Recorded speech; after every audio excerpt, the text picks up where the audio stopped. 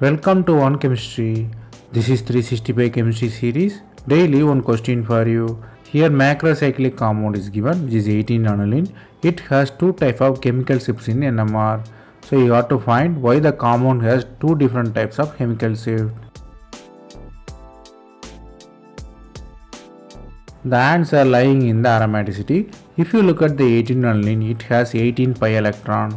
So according to Huckel rule, it is 4n plus 2 pi electron. Because of 9 pi electron, it has 18 pi. So n equal to 4. And it is definitely conjugated double bond. So it is aromatic compound.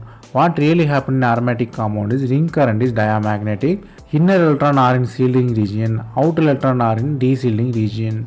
So inner electron always come in the low chemical shift. Outer electron always come in the higher chemical shift. That's why it has two different chemical shift.